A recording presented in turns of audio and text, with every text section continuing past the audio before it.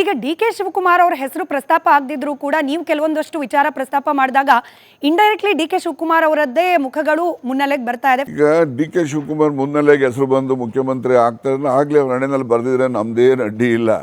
ಆದರೆ ಕಾಂಗ್ರೆಸ್ಗೆ ದಪ್ಪದೊಂದು ಬೀಗ ತಯಾರು ಮಾಡಿ ನವತಾಲ್ ಬೀಗ ಏನೋ ಹೇಳ್ತಾವ್ರಲ್ಲ, ಅದೇನೋ ಭಾಳ ಒಳ್ಳೆ ಬೀಗ ಅಂತೇಳಿ, ಆ ಥರದ್ದೊಂದು ಬೀಗ ಎಲ್ಲ ಕಾಂಗ್ರೆಸ್ ಆಫೀಸ್ಗೆ ಹಾಕ್ಬೋದು.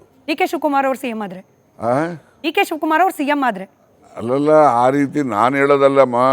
ಬೆಳಗ್ಗೆ ಜನ ನಮ್ಗೆ ಬಂದು ಹೇಳ್ತಾ ಇರ್ತಾರಲ್ಲ, ಅಂದ್ರೆ ಡಿ ಕೆ ಶಿವಕುಮಾರ್ ಸಿಎಂ ಆದ್ರೆ ಕಾಂಗ್ರೆಸ್ ಬೀಗ ಹಾಕ್ಬೇಕು. ನೀವುಗೆ ಇನ್ನೊಂದು ನಾನು ಸ್ಪಷ್ಟ ಮಾಡ್ತೇನೆ, ಯಾರೇ ಮಂತ್ರಿ ಆಗೋದಿರಲಿ, ಯಾರೇ ಮುಖ್ಯಮಂತ್ರಿ ಆಗೋದಿರಲಿ, ಅದೆಲ್ಲವೂ ಕೂಡ ಅಂತಿಮವಾಗಿ ದೆಹಲಿ ಬೃಹಸ್ಪತಿಗಳು, ದೆಹಲಿಲಿರ್ತಕ್ಕಂಥ ನಾಯಕರುಗಳು ತೀರ್ಮಾನ ಮಾಡುವಂಥದ್ದು, ಗೊತ್ತಾಯ್ತಾ? ಇಲ್ಲಿ ಅವ್ರು ಯಾರೂ ಮಾಡೋದಿಲ್ಲ.